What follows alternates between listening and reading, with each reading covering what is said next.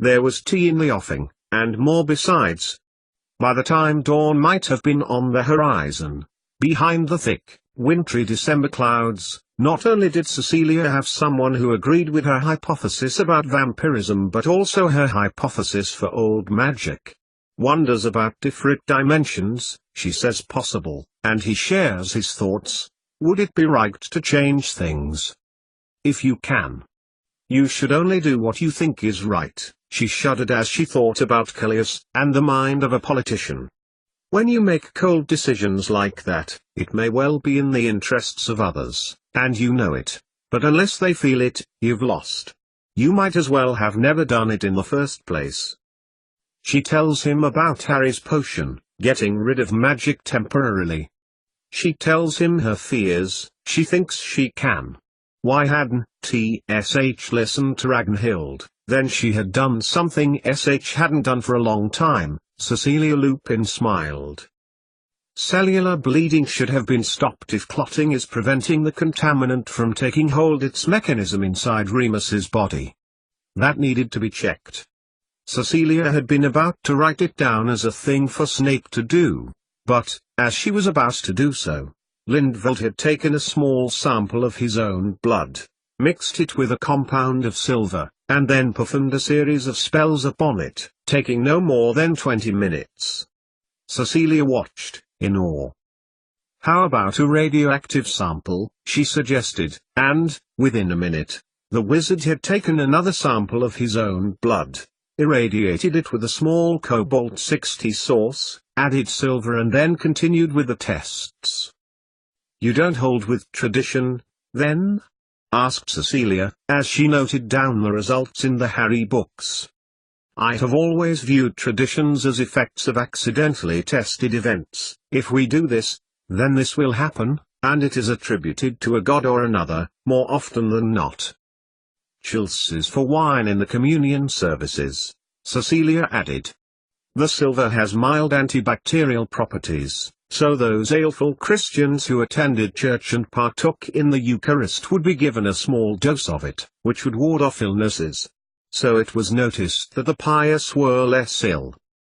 There's one more thing I want you to consider, Liv. Carefully, Cecilia withdrew the 2 potions that Snape had perfected for her, and flew nudged to her those weeks ago. She explained her theory about emotional resonance in spells, which may account for Lily Potter, in the other place, being able to protect the young Harry, and why he needed to say the spell without malice. This is all in your novel, is it not, Mrs. Lupin? Cecilia blushed. She couldn't help it. How could he have known? A magical treatise, I think I was trying to write, in the guise of a children's story, Cecilia blustered. You've heard about it? I was 15, and read it in one weekend. Of course, it helped that it was free, Lyd added. But then, aren't a lot of stories fables?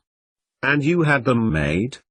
His eyes glittered, as if he were looking at the most precious jewels in the world. For different reasons, of course, Cecilia felt the same. Could it work for Remus? I mean to say, could it work for real? I have never tested it. But, interrupted Lyd, impulsively, yes, could work. You would have to get background energy right. I can compensate for it is in a potion. The only way I can think of is if you had your Harry and a non-Horcruxed Harry as a standard, so speak, and subtract the background energy. For Remus, a base, and match his energy, and then find a way, somehow, to subtract the energy. Hark at me, Mrs. Lupin, I have, perhaps, taken this too far. The wizard shuffled, uncertainly, handing the potions back to Cecilia.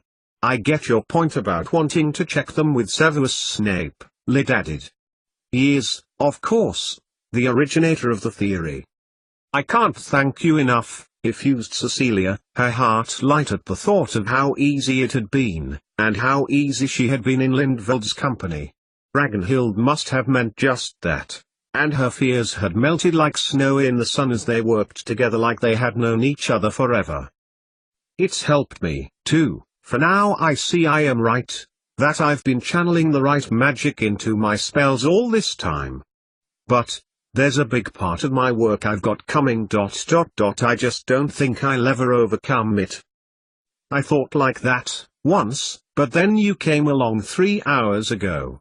All this. There are bigger things, Lyd, which are so worrying. And, against all her best instincts, Cecilia told him about Halloween attacks, and he told her that they had already been told one morning by Headmaster Brandt, at a briefing that she hadn't attended.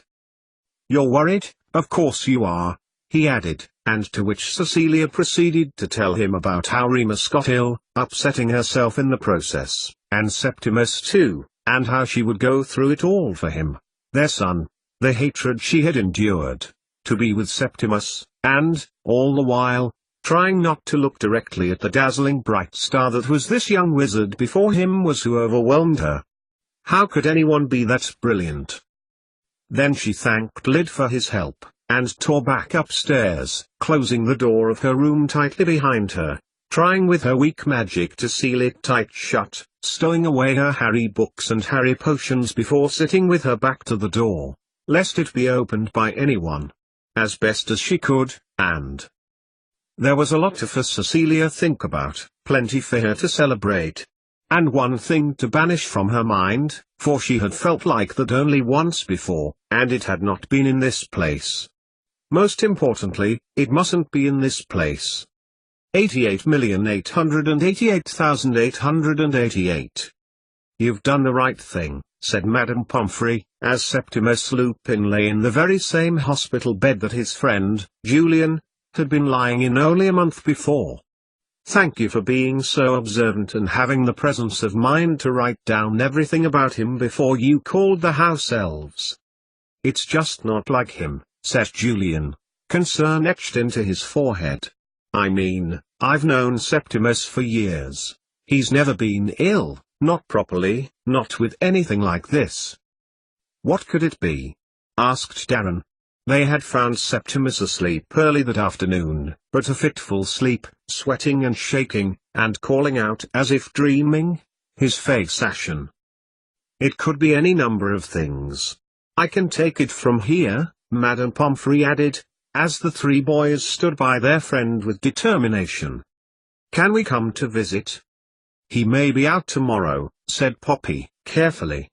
"It could be anything, something he's eaten, something he's touched that doesn't agree with him." With reluctance, the boys returned to Gryffindor Tower to purportedly do homework, but utterly speculate with increasing pessimism the fate of their friend. Much later, and with the permission of Professor McGonagall, Julian came back, sitting by his friend with care. "I spent weeks looking at the vaulted ceiling and examining the silicate inclusions in the marble flooring. It's no fun, is he?" "No, it's not what you had, Mr. Stone. Though his mother is a non-wizard, Septimus is most definitely a wizard, though what he has in natural-born talent he lacks in perseverance and attention to detail his mother possessed." The healer walked over to the bed, replacing the cold compress on the head of boy with colder one. "I have narrowed it down. None of them are fatal. None of them are critical, either. But I need to be sure, and he needs rest. You need to go now," she insisted. An hour later, and the headmaster made his way down to see the new patient of the hospital wing. Unfortunately, instructions to return to dormitories do not always result in children returning to dormitories, and so, on this occasion, Julian Stone was returning for an illicit sitting-in session with his best friend when Severus Snape swept past.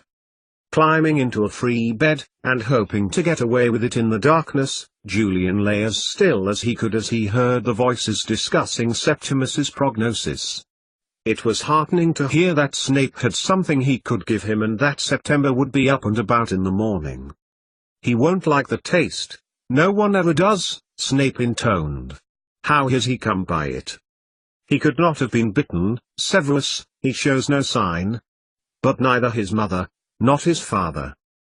"No, Poppy. You are wrong. Septimus's father does have lycanthropy.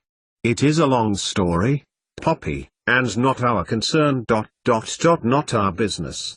Treat him with this. I will handle explanations with lad in good time.